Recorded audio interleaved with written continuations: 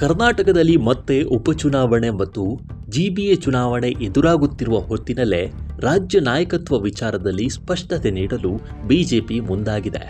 ಈ ಹಿನ್ನೆಲೆಯಲ್ಲಿ ರಾಜ್ಯಾಧ್ಯಕ್ಷ ಸ್ಥಾನದ ಘೋಷಣೆಗೆ ಅಂತಿಮ ಪ್ರಕ್ರಿಯೆ ಶುರುವಾಗಿದೆ.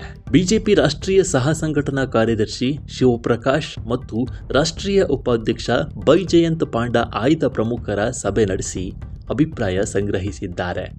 ಬೆಂಗಳೂರಿನ ಬಿಜೆಪಿ ರಾಜ್ಯ ಕಚೇರಿಯಲ್ಲಿ ಮೊದಲು ಸಭೆ ನಡೆಸಿದ ಶಿವಪ್ರಕಾಶ್ ಮತ್ತು ಪಾಂಡಾ ನಂತರ ಆಯ್ದ ಮುಖಂಡರ ಜೊತೆ ಪ್ರತ್ಯೇಕವಾಗಿ ಅಭಿಪ್ರಾಯ ಸಂಗ್ರಹಿಸಿದ್ದಾರೆ ಅಂತ ಹೇಳಲಾಗ್ತಿದೆ. ಇನ್ನು ರಾಜ್ಯ ಬಿಜೆಪಿಯಲ್ಲಿ ಮಹತ್ವದ ಬದಲಾವಣೆಯಾಗುವ ಬಗ್ಗೆ ಉಸ್ತುವಾರಿ ರಾಧಾ ಮೋಹನ್ ಅಗರ್ವಾಲ್ ಸುಳಿವು ಕೊಟ್ಟಿದ್ದಾರೆ.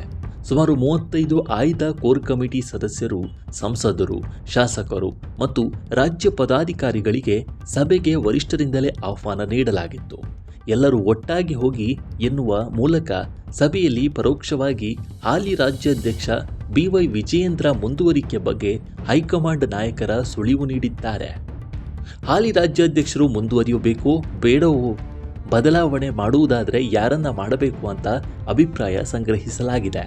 ಇದಕ್ಕೆ ಪೂರಕವಾಗಿ ರಾಜ್ಯ ಉಸ್ತುವಾರಿ ರಾಧಾ ಮೋಹನ್ ಅಗರ್ವಾಲ್ ಕೂಡ ಶೀಘ್ರವಾಗಿ ರಾಜ್ಯಾಧ್ಯಕ್ಷರ ಘೋಷಣೆ ಮಾಡುವುದಾಗಿ ಹೇಳಿದ್ದಾರೆ. ಪಕ್ಷದ ನಾಯಕರು ಏನು ಮಾಡುತ್ತಿದ್ದಾರೆ ಎಂದು ತಿಳಿಯಲು ದೆಹಲಿ ನಾಯಕರು ಇಲ್ಲಿಗೆ ಬರಬೇಕಾಗಿಲ್ಲ. ನಾನೇ ಮಾಹಿತಿ ಕೊಡಬಹುದು. ನಾನು ಅಧ್ಯಕ್ಷರ ಕಾರ್ಯಕರ್ತ ಅಲ್ಲ, ಪಕ್ಷದ ಕಾರ್ಯಕರ್ತ. ಕೆಲವೇ ದಿನಗಳಲ್ಲಿ ಅಧ್ಯಕ್ಷರ ಹೆಸರು ಘೋಷಣೆ ಮಾಡುತ್ತೇವೆ. ಹೊಸ ಟೀಮ್ ಬರುತ್ತೆ, ಕೆಲಸ ಮಾಡದವರು ಬದಲಾಗ್ತಾರೆ ಅಂತ ಹೇಳುವ ಮೂಲಕ ರಾಜ್ಯ ಬಿಜೆಪಿಯಲ್ಲಿ ಮಹತ್ವದ ಬದಲಾವಣೆಯ ಸುಳಿವು ನೀಡಿದ್ದಾರೆ. ಕೋರ್ ಕಮಿಟಿಯಲ್ಲಿ ಯಾರು ಇರುತ್ತಾರೆ ಎಂದು ಹೈಕಮಾಂಡ್ ತೀರ್ಮಾನ ಮಾಡುತ್ತೆ. ಅಧ್ಯಕ್ಷ ಈಗ ಇರುವವರು ಅಧ್ಯಕ್ಷರು ಅಷ್ಟೇ. ಮುಂದುವರಿಕೆ, ಹೊಸಬರು ಎಲ್ಲವನ್ನೂ ಹೈಕಮಾಂಡ್ ತೀರ್ಮಾನ ಮಾಡುತ್ತೆ. ನೌಕರರ ರೀತಿ ಯಾವುದೇ ಟೈಮ್ ಬಾಂಡ್ ಇರಲ್ಲ. ಈಗಿರುವ ಅಧ್ಯಕ್ಷ ಪವರ್ಫುಲ್, ಹೊಸ ಅಧ್ಯಕ್ಷರಿಗೂ ಅಷ್ಟೇ ಪವರ್ ಇರುತ್ತೆ. ಯಾರು ಅಧ್ಯಕ್ಷರಾಗುತ್ತಾರೋ ಅವರ ಅಧ್ಯಕ್ಷತೆಯಲ್ಲಿ ಮುಂದಿನ ಚುನಾವಣೆ ನಡೆಯುತ್ತದೆ. 3 ವರ್ಷದ ಅವಧಿ ಎಂದು ಇಲ್ಲ, ಗರಿಷ್ಠ 2 ಅವಧಿಗೆ ಆಯ್ಕೆ ಮಾಡಲು ಅವಕಾಶ ಇದೆ ಅಂತ ಸ್ಪಷ್ಟಪಡಿಸಿದ್ದಾರೆ. ಅಭಿಪ್ರಾಯ ಸಂಗ್ರಹದಲ್ಲಿ ಬಹುತೇಕ ವಿಜೇಂದ್ರ ಪರವಾಗಿಯೇ ಸಲ್ಲಿಕೆಯಾಗಿದೆ ಎನ್ನಲಾಗಿದ್ದು, ಶೀಘ್ರದಲ್ಲೇ ರಾಷ್ಟ್ರೀಯ ಅಧ್ಯಕ್ಷ ನಿತಿನ್ ನಬೀನ್ಗೆ ವರದಿ ಸಲ್ಲಿಕೆಯಾಗಲಿದೆ.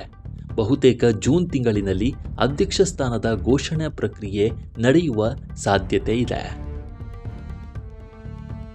ಬಿಜೆಪಿಯಲ್ಲಿನ ಈ ಆಂತರಿಕ ಬದಲಾವಣೆಯ ವಿಚಾರದ ಬಗ್ಗೆ ನಿಮ್ಮ ಅಭಿಪ್ರಾಯ ಏನು ಅನ್ನೋದನ್ನು ಕಾಮೆಂಟ್ ಮೂಲಕ ತಿಳಿಸಿ. ಮುಂದಿನ ವಿಡಿಯೋದಲ್ಲಿ ಸಿಗೋಣ. ನಮಸ್ಕಾರ.